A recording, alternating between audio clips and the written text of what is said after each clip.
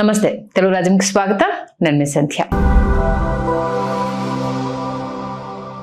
తెలంగాణలో ఎప్పటికప్పుడు ఈ రాజకీయ వేడి అనేది ఏదో కంసం పైన కొనసాగుతూనే ఉంది. ఈ నేపథ్యంలో కాంగ్రెస్ లో ఉన్న సీనియర్ నేతలు అలకబూనడము, మంత్రి పదవులకు సంబంధించి కావచ్చు, పార్టీలో తమకు ప్రాధాన్యత దక్కడం లేదు అన్న అంశానికి సంబంధించి కావచ్చు, రకరకాల చర్చలు జరగడం మనం చూస్తున్నాం. ఈ నేపథ్యంలో ఎమ్మెల్సీ జీవన్ రెడ్డి పార్టీకి రాజీనామా చేయబోతున్నారు. అది ఆయనే స్వయంగా ప్రకటించడం జరిగింది.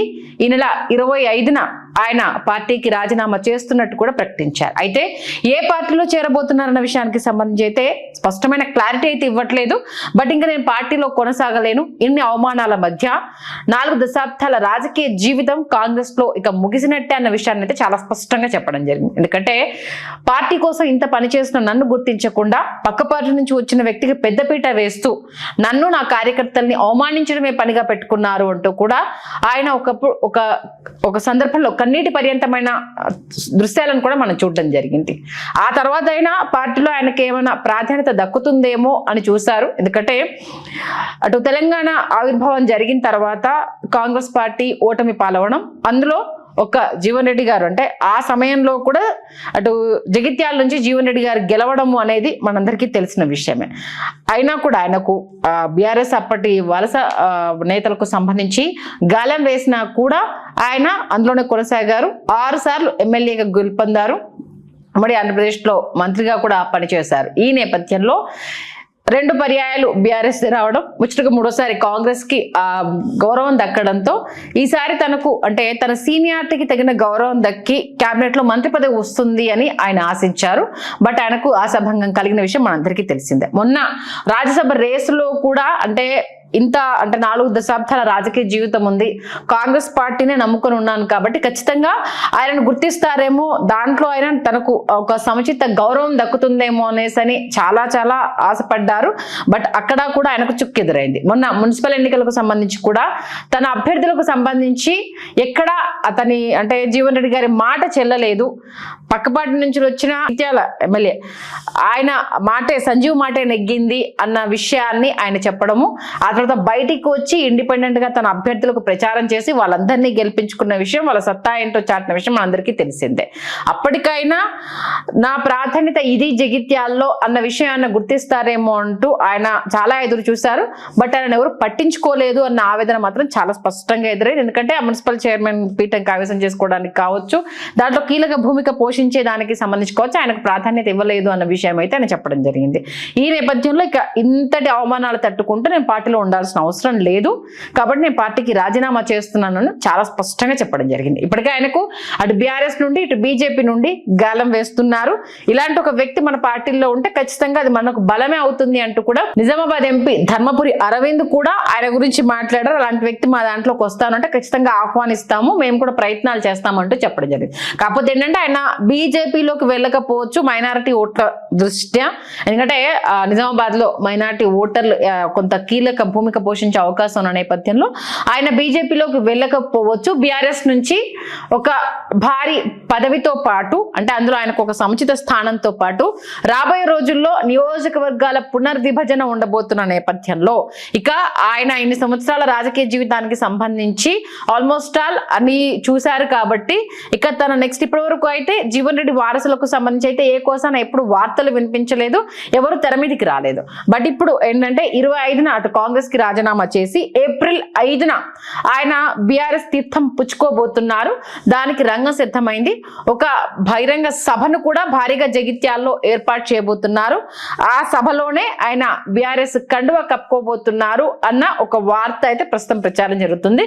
దీనికి సంబంధించి జీవన్ రెడ్డి గారిని అడిగినప్పుడు అయితే ఖచ్చితంగా నేను మీ అందరితో పంచుకుంటాను, మీకు చెప్పకుండా అయితే మీడియా మిత్రులందరికైతే మీకు చెప్పకుండా అయితే నేను జాయిన్ అవ్వను కదా, మీ అందరితో ఖచ్చితంగా ఆ విషయాన్ని షేర్ చేసుకుంటాను, మీ అందరికీ చెప్పిన తర్వాత నేను పార్టీలో జాయిన్ అవుతాను అంటూ ఆయన చెప్పడం జరిగింది. అయితే ఇటు ఆయన వారసుల ఎంట్రీకి సంబంధించి కొడుకు వస్తారు అనుకుంటే కోడలు చరిష్మా రెడ్డి అంటే గత కొన్ని సంవత్సరాలుగా మామకు వెన్నుదన్నుగా ఉంటూ నియోజకవర్గాల్లో అన్ని కార్యక్రమాల్లో పాల్గొంటూ అటు అసెంబ్లీ కావచ్చు, లోక్సభ కావచ్చు, మన జరిగిన మున్సిపల్ ఎన్నికలకు సంబంధించి కావచ్చు, మామతో పాటు ప్రచారం చేస్తూ తనకంటూ ఒక బలాన్ని అయితే అక్కడ చరిష్మారెడ్డి ఏర్పరచుకుంది.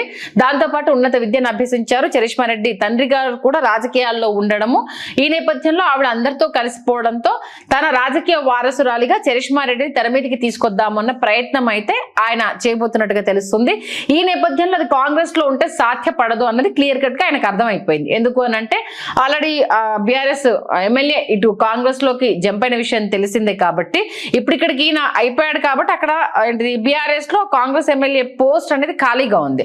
అందులో నియోజకవర్గాల పునర్విభజనలో భాగంగా ఆ సీటు మహిళలకు కేటాయించబోతున్నారన్న నేపథ్యంలో తన చేరికకు సంబంధించి రేపు కనుక ఆ టికెట్ తన కోడలికి ఇస్తే ఖచ్చితంగా నేను పార్టీలో జాయిన్ అవుతానంటూ కూడా ఆయన మాట్లాడుకున్నట్టుగా తెలుస్తుంది. ఈ నేపథ్యంలో బీఆర్ఎస్ అధిష్టానం కూడా దీనికి సుముఖంగా ఉంది, గ్రీన్ సిగ్నల్ ఇచ్చింది అన్న వార్తలు అయితే ప్రస్తుతానికి స్ప్రెడ్ అవుతున్నాయి. దీంతో పాటు ఆయనకు జీవన్ రెడ్డికి సెక్రటరీ జనరల్ పదవి దక్కే అవకాశం, అంటే గతంలో కేకే చేసిన పదవిని ఆయన అంటే అంత పెద్ద సీనియారిటీ ఉన్న వ్యక్తి కాబట్టి ఖచ్చితంగా ఆయన మన పార్టీలోకి వచ్చినప్పుడు ఆ సముచిత స్థానం ఆయనకి ఇవ్వాల్సిన ఆవశ్యకత ఉంది కాబట్టి సెక్రటరీ జనరల్ పోస్ట్ ని ఆయనకి ఇవ్వబోతున్నట్టుగా తెలుస్తుంది. దీంతో పాటు చరిష్మారెడ్డికి కూడా ఒక కీలక బాధ్యతలు అప్పగించేందుకు, ఒకవేళ బీఆర్ఎస్ కార్డు కప్పుకుంటే మహిళా విభాగానికి సంబంధించి చరిష్మారెడ్డికి కూడా ఒక కీలక బాధ్యతలు అప్పగించేందుకు రంగం సిద్ధమవుతున్నట్టుగా తెలుస్తుంది. ఇక దీంతో పాటుగా మరికొంతమంది సీనియర్ కాంగ్రెస్ నేతలు, అంటే అక్కడ ఉండలేక బయటికి వద్దామనుకుంటున్న నేతలు జీవన్ రెడ్డి త్రూ ఓటు పార్టీలో జాయిన్ అవ్వడానికి సమాయత్తమవుతున్నట్టుగా తెలుస్తుంది. దానికి సంబంధించి కూడా పెద్ద ఎత్తున చర్చలు జరగబోతున్నాయి.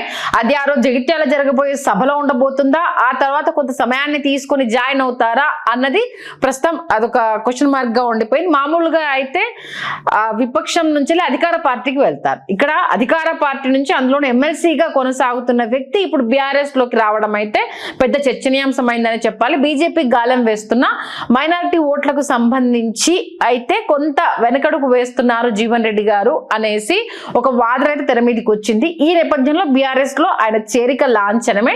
దానికి సంబంధించి అన్ని రకాలుగా ఆయనకు హామీ వచ్చిన తర్వాతనే ఆయన అటువైపు వెళ్తున్నారనేది మాత్రం స్పష్టంగా తెలుస్తుంది.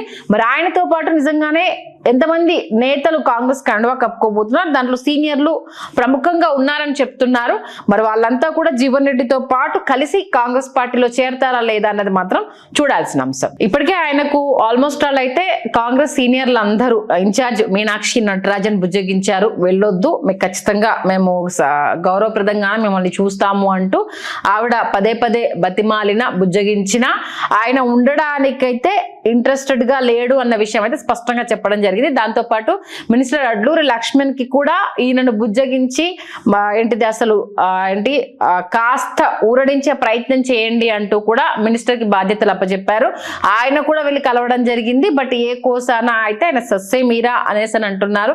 ఇంతకు మించి అవమానాలు పడడానికి సిద్ధంగా లేను అనేసి అని అన్నారు. దాంతోపాటు సీనియర్ ఇన్ఛార్జ్ కత్తి మహేష్ గారు ఆయన కూడా వెళ్ళి ఆయనను బతిలాడే ప్రయత్నం చేశారు. నన్ను మీనాక్షి నటరాజన్ గారే పంపించారు, కాంగ్రెస్ అధిష్టానం నుంచి మేము మిమ్మల్ని కలవడానికి వచ్చాము, మీరు ఇలాంటి నిర్ణయం తీసుకోకూడదు, ఎందుకంటే 40 సంవత్సరాలుగా మీరు రాజకీయ జీవితం కాంగ్రెస్ లోనే కొనసాగుతున్న ఈ నేపథ్యంలో ఈ చివరి దశకంలో మీరు అంటే ఇంత సీనియారిటీ ఉన్న వ్యక్తి మీరు బయటికి వెళ్ళడము అంటే కరెక్ట్ కాదు అని అంటే ఎందుకు ఉండే అవమానాలు పడాలా, ఎవరికి గౌరవం ఇస్తున్నారు, ఎవరి రాజ్యాంగం నడుస్తుంది మీకు తెలియట్లేదా, కనీసం సీనియర్ల మన గుర్తింపు ఉందా, ఆలోచించాలి, వీళ్ళ గురించి పరిగణలోనికి తీసుకోవాలని ఎవరైనా ఆలోచిస్తున్నారా, నా గురించి ఎవరైనా వాయిస్ వినిపించారా అంటూ కూడా ఆయన గట్టిగానే ప్రశ్నించినట్టుగా తెలుస్తుంది. ఈ నేపథ్యంలో తనను సీఎం కావాలని అవమానపరుస్తున్నాడు.